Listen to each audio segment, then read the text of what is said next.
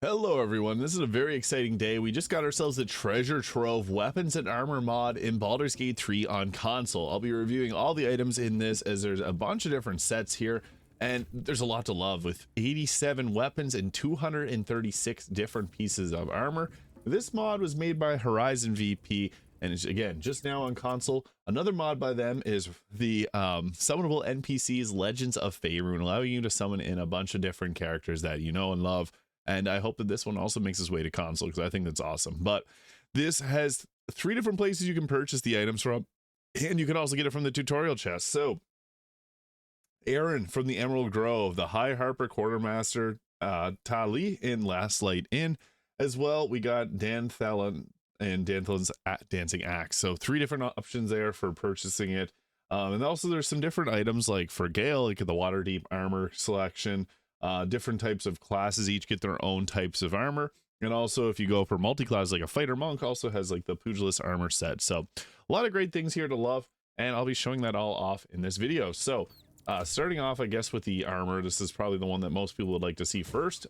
So got some pretty cool ones here, like the Exalted Elemental Unity, given 16 armor class as a clothing, so this will boost up your armor class quite a bit even if you're not really going with anything, and looks really nice. So with this one here, we give ourselves additional damage equal to wisdom modifier on unarmed attacks, +2 to initiative, advantage on dexterity saving throws. There's 3 rarities I should mention. So you can see here we got the gold rarity, then there's the purple here, rare, very rare, and rare. There's 3 sets. So like you can see here, the boots of fluid movement dormant gives you additional force damage on attack rolls after using Step of the Wind. This one will also give you Misty Step and gives you a permanent boost to dexterity. And then if we go with the Exalted one, this gives you freedom of movement and long strider and haste. So it just completely changes the way that the items move. So you get a bunch of buffs depending on what level of the item it is. I think that's an awesome system. So you can go with like a weaker version earlier in the game and give you the more powerful versions as you progress. So yeah, that's a pretty cool one. Giving you elemental casting, your affinity with elemental ki deepens several of your offensive 4 elements. Features deal an additional dice of damage. Your Clench of the North Wind can hold an additional creature. So this is obviously meant for the 4 elements monk. What's nice about that is the 4 elements kind of weak. So getting key restoration here, being able to roll and get key points equal to your dice as a bonus action, really nice.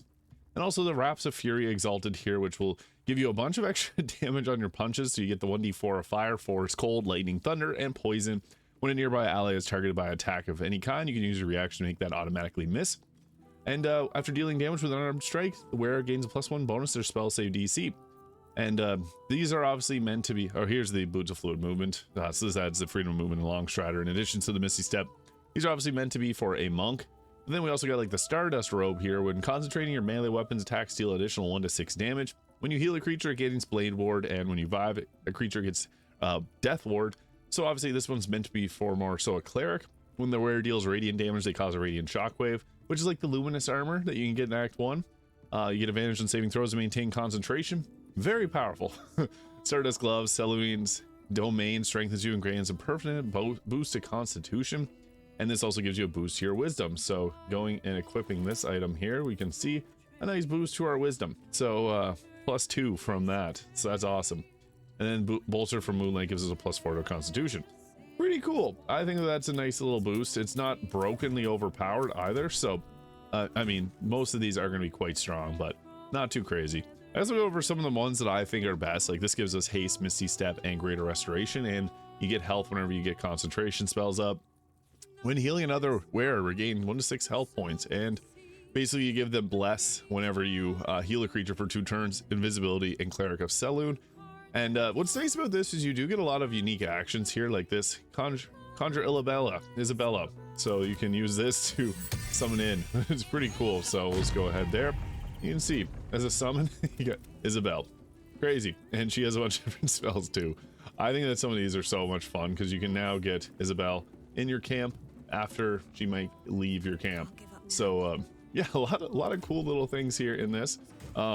And I guess continuing on, the Stardust Shield, given this cool appearance here, it gives us +3 armor class, pretty nice. This is obviously for the druid, so +1 to stealth, +1 to dexterity, 22 temporary health when in wild shape. Increase your wild shape charged by 1, and this is increased by long rest, and you get a free woodland being and hero's feast, +1 armor class and +3 nature. Wild Mother's Grasp, this will give you a permanent boost to wisdom as well with Flame Blade. And then the Band, giving you advantage saving throws, hold concentration, plant growth, conjure elemental. I like the spells on a lot of these. They give you a lot of great benefits. Infernal Servant's Armor, proficient in this armor while you're wearing it, +2 to initiative, advantage and dexterity saving throws. Free cast, huge. Add your full dexterity modifier to your armor class. And Mizora's Restoration, which I'll equip that to show off what that looks like. So you get 1 expended Warlock spell slot, and you can choose a damage type to become resistant to. Now, one that a lot of people really like is the Storm Weaver robe here. So resistance to fire and cold damage, similar to the Wave Mother's robe. Advantage on saving throws, +2 to spell save DC, and you can create sorcery points with a +3 to your armor class. So obviously very powerful, and a lot of people like that armor. One of my favorites. Storyteller Attire. This is for the Bard, and it's Gortash outfit. When you inspire an ally using Bardic Inspiration, you gain 4 temporary health, and whenever you inspire, they get 1 to 6 healing. Advantage on saving throws, +2 to spell save DC, and you also get Restore Bardic Inspiration. So again, some of these aren't super overpowered, which I think is very nice to see. Storyteller Gloves, you've discovered a marvelous ability to adapt yourself spell slots, charge, and similar resource costs for your next action or spell removed or refreshes after a long rest. Free cast, always a really fun thing to have. This is another kind of druid type armor. It's using Jaheira's armor. When you fail a dexterity saving throw, you can use your reaction to exceed again. The Great Archer, your ranged weapon, deal additional 2d6 of piercing damage if the target fails a DC 17 Constitution saving throw. Pretty cool. You get some other armor, the Dragon Rider armor, full dexterity and armor class, has a medium armor with 15. That's pretty good. If the item detects that the wearer is gift, they have resistance to psychic damage. And understanding of astral plane gives you a +2 to strength, +4 to constitution, and +3 to dexterity. Pretty effective. Angelic Justice armor, you might recognize this. So this one gives you the advantage on persuasion checks. You have advantage on saving throws, a whole concentration. When you apply a condition with one of your smites, you gain temporary health equal to charisma modifier. Dave Aylin's helmet, pretty fancy looking. Angelic Justice gloves, once per long rest, you can get a free critical hit. Whenever a target misses a saving throw, they must do a dexterity or whenever a creature misses you with an attack, they just do a dexterity saving throw or take radiant damage, and you can apply radiating orbs. So this is perfect for the radiating orb builds that I love so much. And we got a lot of other options here, like the Shade Daughter's robe, get advantage on stealth, concentration adds 1 to 6 of cold damage, blade ward, death ward on heals and revives, and you do the radiant shockwave. Stalwart spellcaster, advantage on saving throws, and for concentration, you cast a spell that requires concentration, you gain momentum for 1 turn. When you're concentrating, you can't be knocked prone. That's a huge benefit, by the way, because getting knocked prone will cancel your concentration. Full dexterity modifier to armor class, really nice. Because I'll go through a few more pieces of armor here. The necrosis armor, so once per turn you get the, basically whenever you take someone out with a necromancy spell, you get a free heal from that, upwards to 3 times the necromancy spell. All allied undead get within 6 meters are resistant to physical damage, and when you deal necrotic damage, you heal. So pretty cool. You also get the Aura of Hate, which is from the Paladin. Lathander Protector armor, 1 less slashing, free proficiency, add full dexterity modifier to armor class. You can restore a single hit point when using a healing kit to stabilize a dying creature. Pretty cool. Guardian Lathander cantrip there as well. And then there's a bunch of lesser versions of it.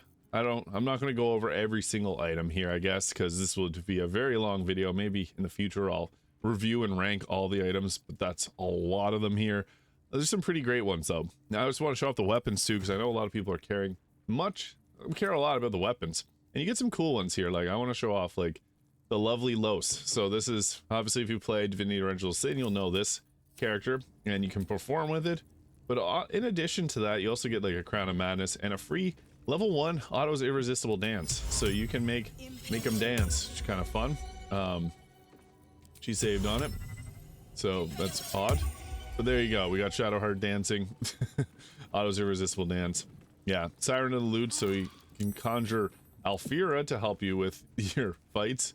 So it's kind of a bug there, but I think it's because I already got a summon in. Really nice though. We also got ourselves a Radiant Justin doing an additional 3d4 of radiant damage and gives you 2 additional attacks. So this one is obviously overpowered. Has Divine Smite, Sunbeam, Spiritual Weapon level 6. So yeah, this one is strong. Very, very strong. Divine Smite being upcast too can be very, very powerful. I can't do that to Shadowheart.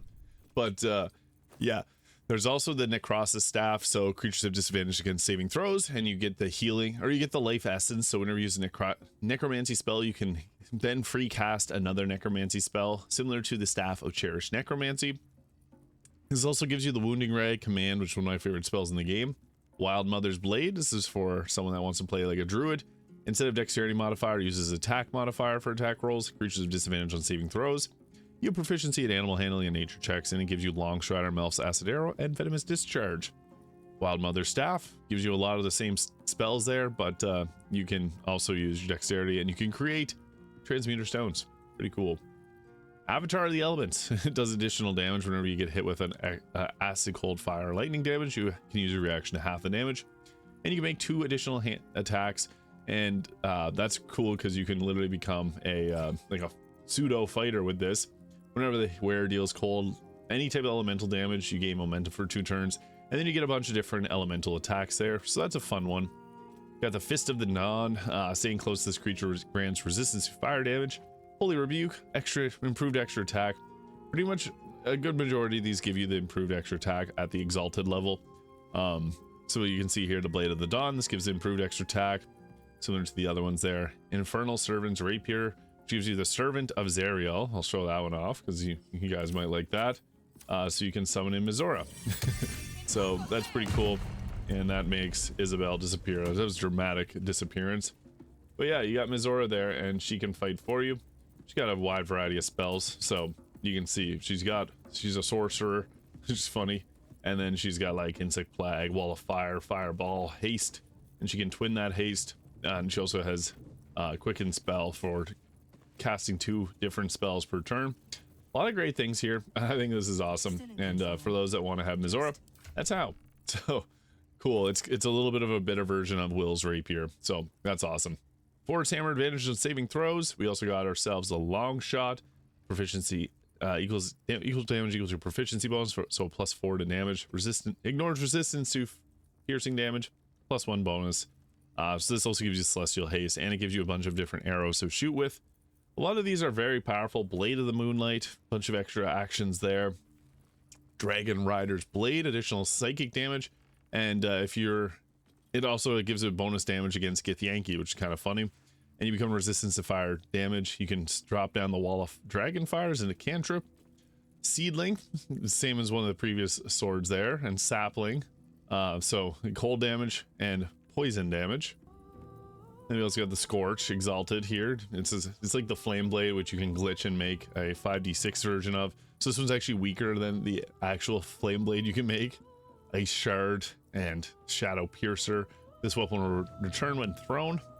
And Kareska's Bite, which has the Draconic Elemental Weapon, similar to the Drake Throat Glaive. Also got some rings here, giving you Fire Breath and Cold Breath. Lightning Ring as well. And then some of the weaker versions of the weapons. We got the crossbow here, Cloud Shift Crossbow, giving you also a bunch of those extra arrow types.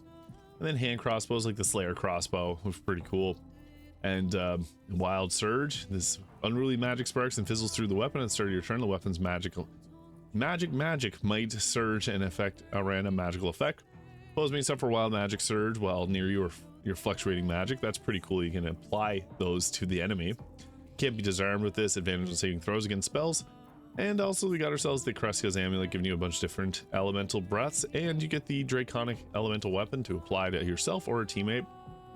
Magician's Judge. This gives you a bunch of extra options, extra reaction. You can use a reaction to make an attack against an enemy within 1.5 meters of you if it casts a spell. Mage Slayer Break Concentration. Enemies you hit have disadvantage on saving throws to maintain concentration. I think that's awesome. It also includes the Dispel Magic, which was going to be in the base game, but didn't make its way. That's the actual icon that was supposed to be in it. Remove the magic cast on a character or object.